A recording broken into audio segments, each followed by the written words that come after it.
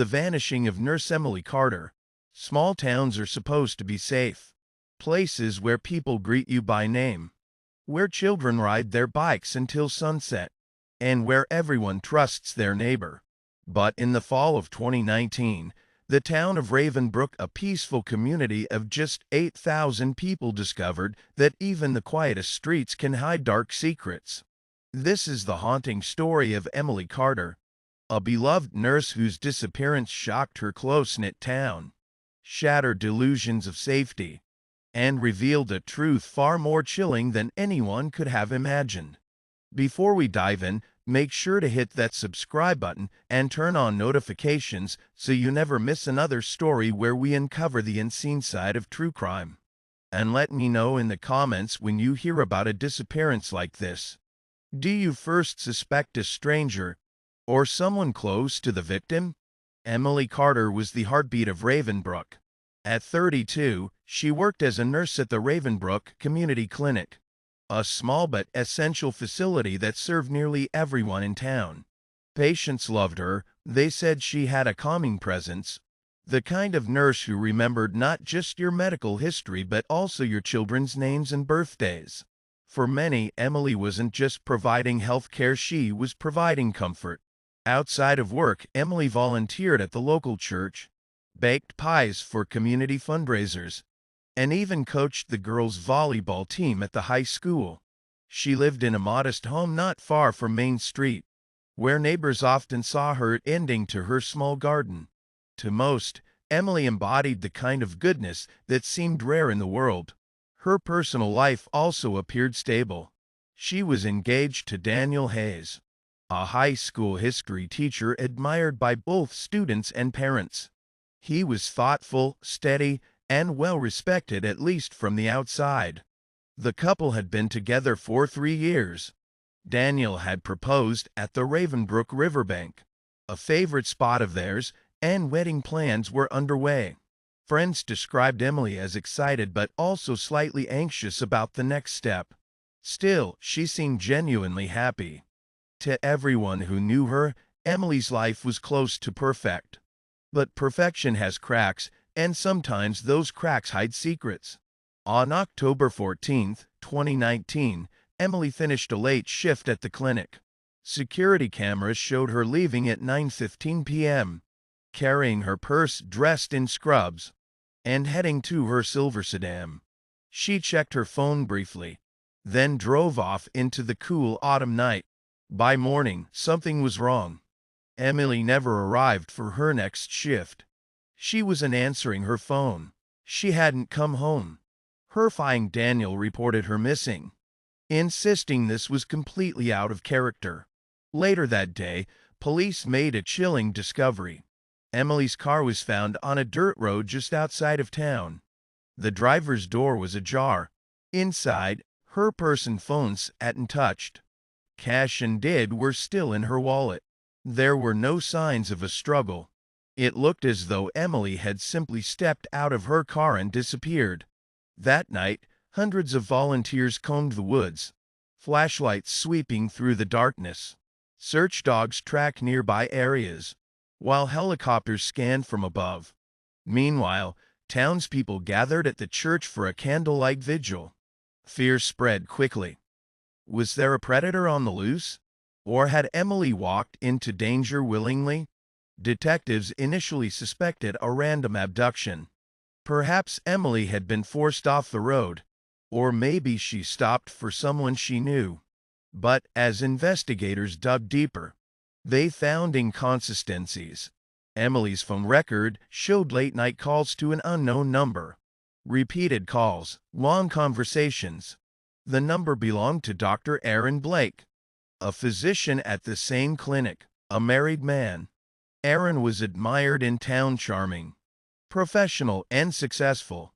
But whispers soon spread that he and Emily had been more than colleagues.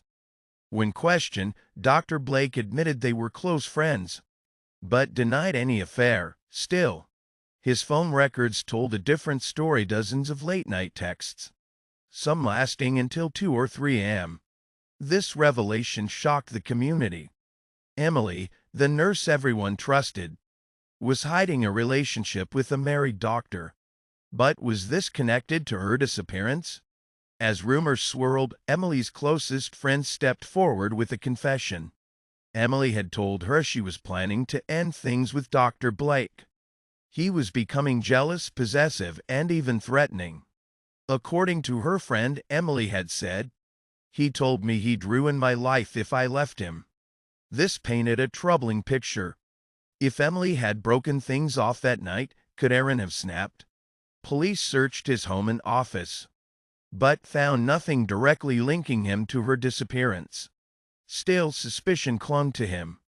Meanwhile, Daniel, Emily's fiant, played the grieving partner. He made emotional pleas at vigils, stood beside her family, and begged the public for answers. But detectives noticed something strange: his timeline didn't quite add up. Forensics came back with a critical clue. Inside Emily's abandoned car, investigators found fibers that matched a rug from Daniel's living room. They shouldn't have been there.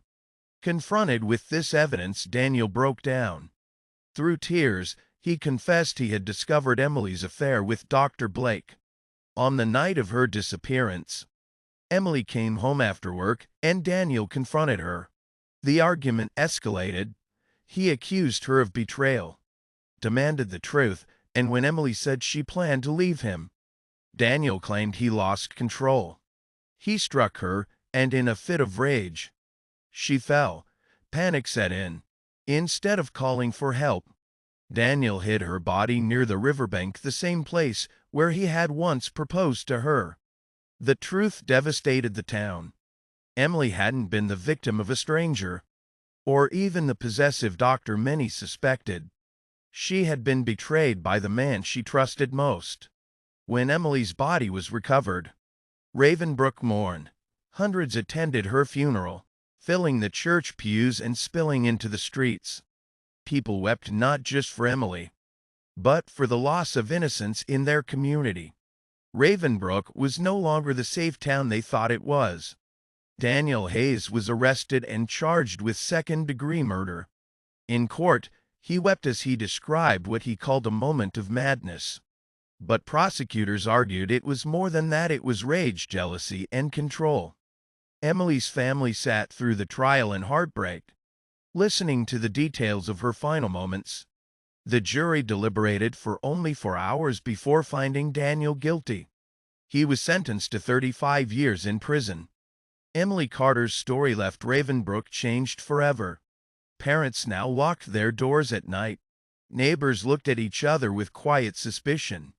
And many wondered, how could someone like Daniel, a teacher, a role model, commit such an act?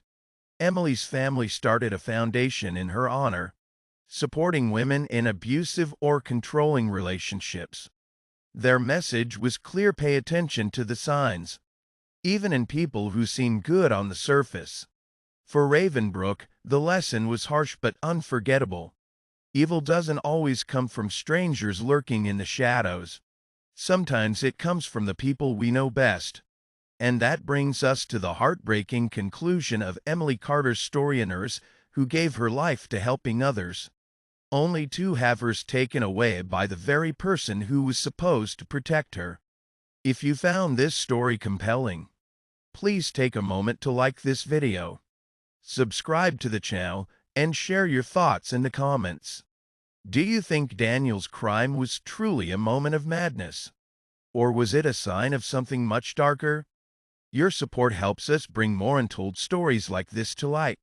Until next time, stay safe, and remember, sometimes the darkest secrets hide in the most familiar places.